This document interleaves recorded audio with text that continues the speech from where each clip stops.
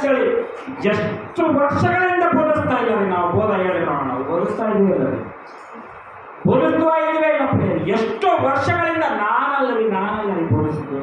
ಐನವರು ಬೋಧಿಸಿದ Bible open university India international ಅವರು ಬೋಧಿಸ್ತಾ ಇದ್ದಾರೆ. ಯಾವಾಗಲಿಂದಲೂ ಬೋಧಿಸ್ತಾ ಇದ್ದಾರೆ. ಸುಮಾರು 40 ವರ್ಷದಿಂದ ಪಿಡಿ ಸುಂದರ್ ಅವರು ಬೋಧಿಸ್ತಾನೆ ಇದ್ದಾರೆ.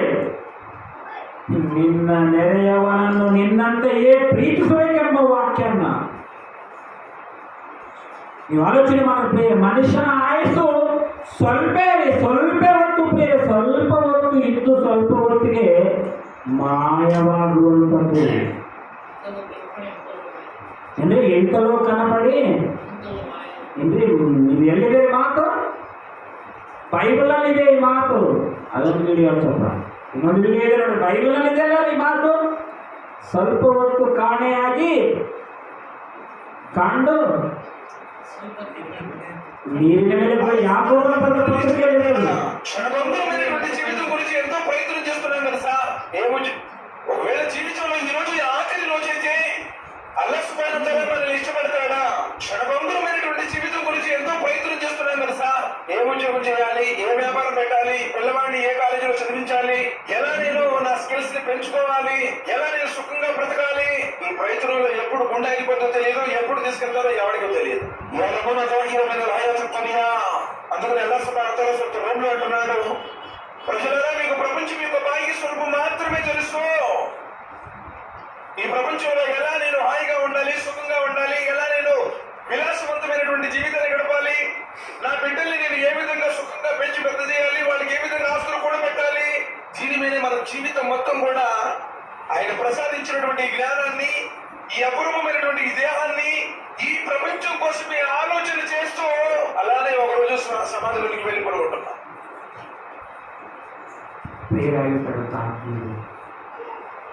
ಇವರು ಅಪ್ರೇದಾರಿ ಎಷ್ಟೋ ಜನರು ಕೂಡ ಹೇಳ್ತಾ ಇದ್ದಾರೆ. ಎಷ್ಟೋ ಜನರು ಇದನ್ನು ಮಾತಾಡಿದಂಥ ವಿಡಿಯೋಗಳು ಮಾತ್ರ ಸಾಕಷ್ಟಿದಾವೆ. ಏನಂತ ಮಾತಾಡ್ತಾರೆ ಗೊತ್ತಾ? ಬೈಬಲ್ನಲ್ಲಿ ಏನಿದೆಯೋ ಅದನ್ನೇ ಬೋಧಿಸ್ತಾ ಇದ್ದಾನೆ. ಇನ್ನೊಬ್ಬರ ಬಗ್ಗೆ ಯಾಕೆ ಆಲೋಚನೆ ಮಾಡ್ತೀನಿ ನೀವು? ಇನ್ನೊಬ್ಬರ ಬಗ್ಗೆ ಯಾಕೆ ತಿಂಕು ಮಾಡ್ತಿದ್ದೀನಿ ನೀನು? ಸ್ವಲ್ಪ ಹೊತ್ತಿದ್ದು ಸ್ವಲ್ಪ ಹೊತ್ತಿಗೆ ಮಾಯವಾಗುವಂತ ಜೀವಿತನ ಧರಿಸಿಕೊಂಡು ಬಂದಿರ್ತಕ್ಕಂಥ ನಾವು ಆ ಸೃಷ್ಟಿಕರ್ತನಾದಂಥ ದೇವರನ್ನು ಅಲ್ಲಾಹನ್ನು ಆರಾಧಿಸಬೇಕು, ಪೂಜಿಸಬೇಕು. ಅದಕ್ಕೋಸ್ಕರವೇ ನಾವು ಬಂದಿದ್ದೀವಿ ಅಂತ ಎಷ್ಟು ಚಕ್ರವಾಗಿ ಬೋಧಿಸ್ತಾರೆ, ಎಷ್ಟು ಚಕ್ರವಾಗಿ ಬೋಧಿಸ್ತಾರೆ. ನಾವು ಮಾಡ್ತಾ ಇದ್ದೇವೆ తెలుగు ಭಾಷೆಯಲ್ಲಿ. ಇವತ್ತು ಈ ಸಮಾಜ ತಿಳ್ಕೊಳ್ಬೇಕು, ಈ ಸಮಾಜ ಅರ್ಥ ಮಾಡಿಕೊಳ್ಳಬೇಕು.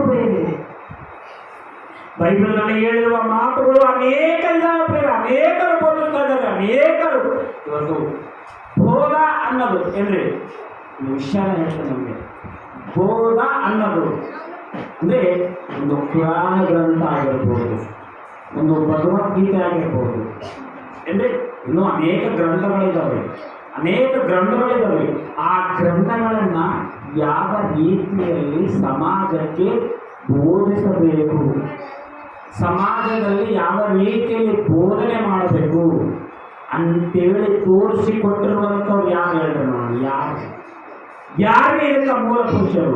ಯಾರೇ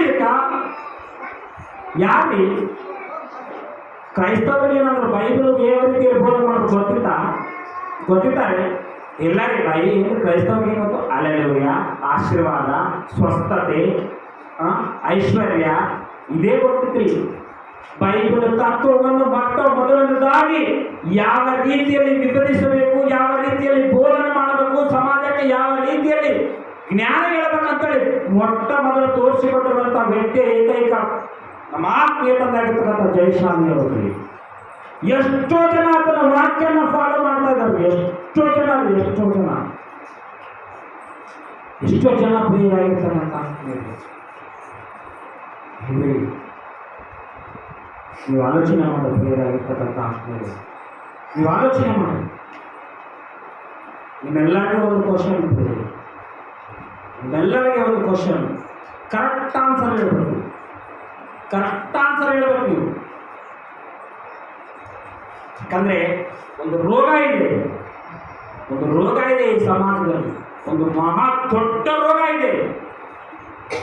ಎಂದಿನಿಂದ ಇದೆ? ಎಂದಿನಿಂದಲೂ ಇದೆ ಆ ರೋಗ. ಇವತ್ತಿಗೂ ಇದೆನಾ?